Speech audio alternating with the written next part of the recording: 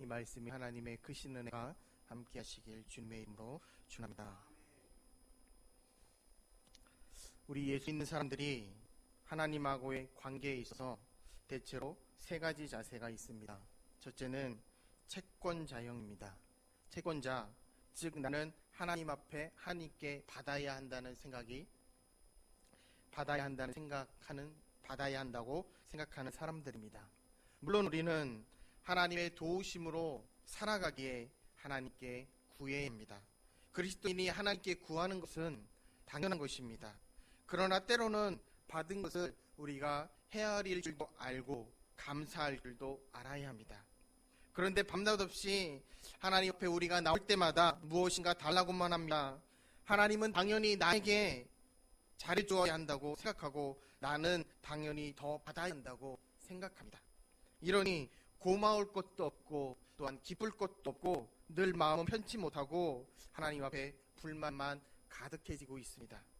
이렇게 하나님 앞에서 자신을 채권자로 여기며 살아가는 삶이 있습니다. 두 번째는 독립형입니다. 하나님으로부터 특별히 받은 것도 받을 것도 없고 특별히 드릴 것도 없다고 생각하는 사람들입니다. 하나님은 하나님이고 나는 나라고 생각하기 때문에 간절히 기여할 것도 특별히 헌신할 것도 없고 그저 내가 알아서 살아가면 된다고 생각하는 사람입니다. 신앙의 깊은 세계에 들어갈 수 없는 사람이고 예수를 믿지만 사실상 하나님과 별로 상관없는 사람입니다.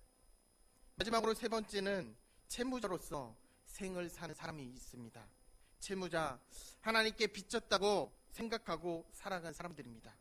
하나님으로부터 받은 것은 많은데 드리는 것이 적다고 생각하는 사람들이고 받을 만한 자격이 없는데 너무나 많은 것을 하나님께 나는 받았다고 생각하는 사람입니다. 그러나 근본적으로 너무나 많은 것을 받았다고 생각하기 때문에 늘 하나님께 고맙고 그리고 하나님께 늘 송구스럽습니다. 은혜를 보답해야겠다는 것이 삶의 원리로 감사와 기쁨으로 살아갑니다. 성도님들은 어느 편이라고 생각하십니까? 나는 과연 어느 유형에 속해 있다고 생각하십니까? 오늘 읽은 말씀을 보면 무비보셋이라는 사람이 나오는데 이 무비보셋은 이스라엘의 초대왕 사울의 손자여 요나단의 아들이지만 다리를 저는 신체적인 장애를 가지고 있었던 사람입니다. 사울을 비롯해서 그의 모든 가족들이 죽임을 당한 후에 다윗 왕이 사울의 혈족 중 혹 남은 사람이 없나 하고 전국을 찾아보게 됩니다. 그랬더니 딱 하나 살아남은 사람이 바로 오늘 본 말씀에 나오는 이 무비보셋입니다. 다윗이 이 무비보셋을 어떻게 대해야 합니까? 무비보셋은 사울의 유일한 혈족이고 사울은 다윗을 죽이기 위해 물불을 가리지 않았던 사람이고 한 나라의 왕으로서 할 일이 그것밖에 없냐는 생각이 들 정도로 다윗을 죽이려고 애썼던 왕이었습니다. 단지 다윗을 도왔다는 이유로 제사장들을 비롯해서 죄 없는 수많은 사람들을 죽이기까지 했으며 다시 이로 인해 당한 고통과 어려움을 실로 형용기 어려운 것이었습니다. 이러한 원수 사울의 유일한 혈족 무비보셋입니다. 그런데 이 사울에게 요나단이라는 아들이 있었는데 곧 무비보셋의 아버지입니다. 이 요나단은 또한 다윗을 목숨 걸고 상합니다. 사무엘상 18장 3절에 보면 자기 생명처럼 사랑했다고 하는데 보통 사람이 아니었습니다. 다윗은 아버지의 관심을 많이 받지 못했던 아들입니다. 더구나 요나단은 아버지의 대를 이어 왕이 되어야 할 신분이었지만 다윗이 이미 사무엘 선지자에 의해 왕의 기름 부음을 받았고 백성들의 마음이 다윗에게 쏠려 있는 것도 알았습니다. 요나단으로서는 아버지에 대한 불효는 물론 왕자로서 왕의 지위까지 포기하면서 친구를 사랑했던 것입니다. 친구로서 최고의 사랑을 나눈 하나의 모델로서 우리는 다윗과 요나단을 들 수 있습니다. 다윗이 이 무비보셋을 어떻게 대해야 합니까? 사울을 생각하면 원수의 하나 남은 씨앗이며 이제 무비보셋 한 사람만 다시 제거한다면 사울 왕의 족속은 완전히 멸종되는 것입니다. 여러분, 텔레비전 드라마 같은 것을 보셔서 아시겠지만 왕정 시대에는 왕의 혈통이 바뀌면 이전 후손은 씨를 말리는 것이 후환을 없애는 것이었습니다. 반면에 무비보셋은 목숨처럼 아끼며 사랑하는 요나단의 아들입니다. 하나뿐인 친구의 남은 아들이었습니다. 무비보셋을 이 다윗이 어떻게 대해야 합니까? 원수 사울 왕의 손자로 대해야 합니까? 아니면 사랑하는 친구 요나단의 아들로 대해야 합니까? 사무엘하 9장 이하를 읽어보면 다윗은 무비보셋에게 은총을 베풀게 됩니다. 사울 왕의 토지와 모든 소유를 다 무비보셋에게 주었을 뿐만이 아니라 무비보셋으로 하여금 다윗 왕자들과 함께 왕의 식탁에서 함께 먹게 되었습니다. 함께 먹도록 다윗이 허락하였던 것입니다. 왕실 규례상 장애인은 왕의 식탁에 함께 앉지 못했습니다. 그 규례까지 어기면서 파격적인 은총을 무비보셋에게 다윗은 베풀었습니다. 그러면서 다윗은 놀라운 말을 하게 됩니다. 오늘 본문 사무엘하 9장 3절 말씀을 한번 찾아보겠습니다.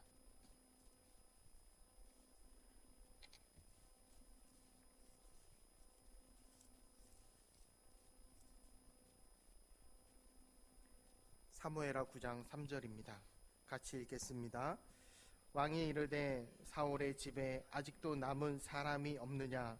내가 그 사람에게 하나님의 은혜를 베풀고자 하노라 하니 시바가 왕께 아뢰되 요나단의 아들 하나가 있는데 다리 저는 자니이다 하니라. 아멘. 내가 그 사람에게 하나님의 은혜를 베풀고자 하노라. 참으로 멋진 말씀입니다.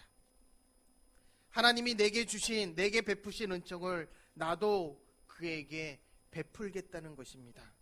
한편으로 보면 나는 하나님의 원수이고 하나님의 마음을 아프게 하고 하나님을 대적합니다. 아니, 하나님을 대적했습니다. 그런데도 하나님은 나를 사랑하셔서 예수 그리스도를 보내시고 내 모든 허물을 다 덮으시며 크신 사랑 속에 끝까지 나에게 은혜를 베푸셨습니다. 이러한 하나님의 은총을 나도 베풀겠다는 뜻이었습니다. 이제 중요한 것은 이러한 은총을 입은 무비보셋의 모습입니다. 그는 사울 왕의 손자이고 돌이켜 생각해 보면 자신이 왕이 되어야 할 텐데 다윗으로 인해 왕자를 빼앗겼다고 생각할 수도 있을 것 같습니다. 그러나 다시 생각해 봅니다. 자기는 아무래도 죽어야 마땅한 사람입니다. 할아버지가 다윗에게 지은 죄를 생각할 때도 죽어야 하겠고 다윗 왕실로서 후환을 생각할 때도 자기는 죽어야 마땅합니다. 10번, 100번 생각해도 죽는 길밖에 다른 길이 없습니다. 그런데 자기를 살려주는데 그냥 살려준 것이 아니라 사울 왕실의 모든 재산도 소유하게 했으며 왕궁에서 왕자처럼 살도록 은총이 내려졌습니다. 무비보셋이 어떻게 해야 합니까? 사무엘하 9장 8절 말씀에 보면 무비보셋이 다윗에게 말합니다. 종이 무엇이건대 왕께서 죽은 개와 같은 나를 어찌 이토록 돌보시나이까? 죽고 마땅한 자신이지만 왕자로 삼아주셨고 생각하면 할수록 모든 것이 고맙고 황송할 뿐입니다. 너무나 고맙고 너무나 감사해서 그 감사와 기쁨을 말로 표현할 수가 없습니다. 종이 무엇이간데 왕께서 죽은 개와 같은 나를 어찌 이토록 돌보시나이까? 여러분, 이 무비보셋이 하나님 앞에 나의 모습이 아니겠습니까? 죄로 인해 죽어 마땅한 우리를 하나님께서 살려주셨고 하나님의 자녀가 되게 해주셨습니다. 세상에서 살아가는 동안에도 얼마나 많은 은혜를 하나님께서 우리 자신에게, 나에게 베풀어 주셨는지 모릅니다. 나는 아무에게도 사랑받지 못하고 있다고 생각하는 사람들이 있습니다. 나는 아무것도 가지지 못했다고 불평하는 사람들도 있습니다. 정말로 그렇겠습니까? 카네기가 쓴 가장 쉬운 행복의 발견이라는 조그마한 책이 있습니다. 이 책에서 그는 행복을 찾는 간단한 공식 하나를 소개하고 있는데, 먼저 자기가 가지고 있는 것들의 목록을 만들어 봅니다. 내 가족을 비롯해서 내가 가진 모든 것의 목록을 만드는 것입니다. 아내나 남편, 그 다음 아들, 그리고 딸, 그리고 집, 자동차, 저축통장, 직장, 건강, 이렇게 하나하나 다 적어보는 것입니다. 두 번째는 이 모든 것이 다 불타버렸거나 상실되어 버렸다고 생각해 봅니다. 그리고는 한 단계 더 나아가 내가 직장에서 쫓겨나고 암으로 사형 선고를 받고 아이들이 교통사고를 당했다는 끔찍한 생각을 해보는 것입니다. 그런 후 마지막 세 번째는 사라졌던 그 모든 것들이 다시 하나씩 나의 곁으로 돌아오고 완전히 처음의 상태로 환원되는 것을 생각합니다. 이러한 상상의 과정을 밟으면서 내가 얼마나 많은 것들을 가졌고 그래서 내가 얼마나 행복한지 깨닫게 된다는 것이 카네기의 권고입니다. 그렇습니다. 지금 내 모든 것이 없어진다고 한번 생각해 보십시오. 내가 얼마나 많은 것을 가졌나, 얼마나 많은 사람에게 사랑을 입었는지 알 수 있고 진정 많은 은혜를 받았는지 알 수 있습니다. 이것이 다 자격 없는 내가 받은 것입니다. 왜냐하면 우리는 죄와 허물로 마땅히 죽어야 할 자들이기 때문입니다. 그런데 하나님이 예수 그리스도를 우리에게 보내주셔서 우리에게 은총을 베푸셨으며 살려주셨을 뿐만 아니라 하나님의 왕국의 자녀가 되게 하여 주셨고 하나님의 나라를 상속받게 하셨습니다. 이 모든 것이 다 하나님의 은혜가 아니겠습니까? 그래서 다윗은 시편에서 말합니다. 인자가 무엇이건대 주께서 저를 사랑하시며 사람이 무엇이건대 주께서 저를 권고하시나이까. 사도 바울도 말했습니다. 내가 교회를 핍박하였으므로 사도라 칭함을 감당치 못한 자인데 나의 나된 것이 하나님의 은혜로 된 것이라고 자격이 있다 없다 할 것도 없습니다. 오늘 본문에 나오는 무비보셋이 생각할 수도 있는데 내가 사울의 손자가 아니냐, 내가 어떻게 왕궁에 들어갈 수 있는, 내가 왕의 은총을 입을 수 있느냐, 그리고 또 내가 장애인이 아니냐, 장애인이 어떻게 왕궁에 들어갈 수 있느냐. 그러나 무비보셋은 그렇게 말하지 않았습니다. 그렇게 말했다가는 왕의 마음을 섭섭하게 할 수도 있기 때문에 그냥 감사와 감격으로 무비보셋은 받아들였습니다. 왕이 나에게 은총을 내렸다는 것, 그것이 바로 나의 자격입니다. 달리 내가 자격을 운운하는 것도 호의를 욕되게 하는 것입니다. 하나님이 사랑하셨으니 그것이 나의 자격입니다. 다 아시면서도 사랑하셨고 앞으로도 나를 사랑해 주실 것이 틀림없습니다. 다 아시면서도 사랑해 주실 것이 틀림없고 그 엄청난 사실을 깨끗한 마음으로 받아들이고 그 은총 안에서 감사하며 우리는 살아갈 뿐입니다. 무비보셋이 이렇게 은총을 입은 후 많은 세월이 지나게 됩니다. 근데 십수년의 세월이 흐른 후 압살롬이 반란을 일으켰고 다윗은 아들의 반란으로 부득이 피난길에 오르게 되고 무비보셋도 왕의 다른 측근들과 함께 왕을 모시고 피난길에 따르려고 했습니다. 그런데 그의 종 시바라는 종이 주인을 속여 무비보셋은 왕을 따르지 못했고 시바만 다윗 왕을 따랐습니다. 무비보셋은 시바의 배신으로 뜻을 이루지 못하고 그냥 집에 머물게 되지만 무비보셋은 집에 머무는 동안 왕이 피난을 가서 고생하는데 자기만 집에서 편안히 지낼 수 없다고 생각했습니다.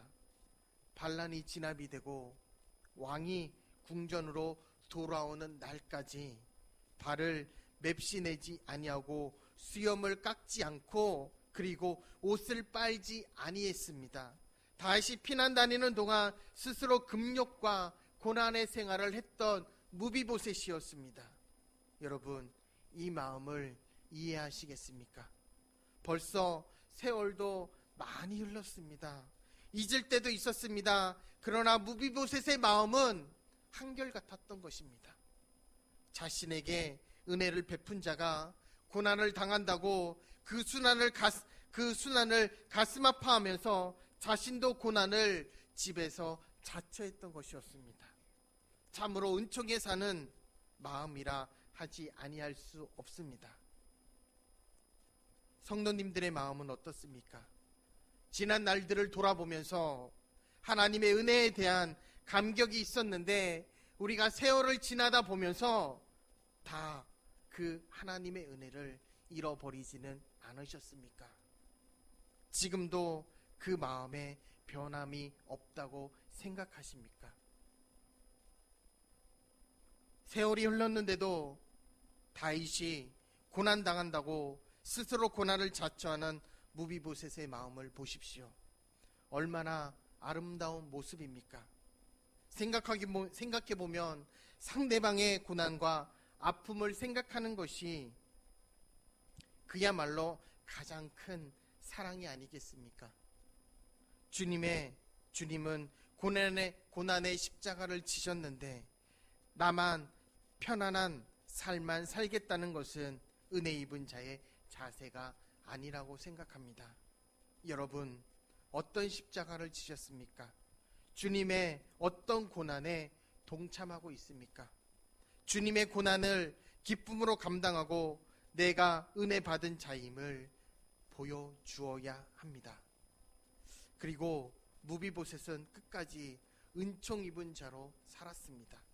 다윗 왕이 피난을 갈 때 무비보셋을 속인 시바가 다윗 왕을 모함했습니다.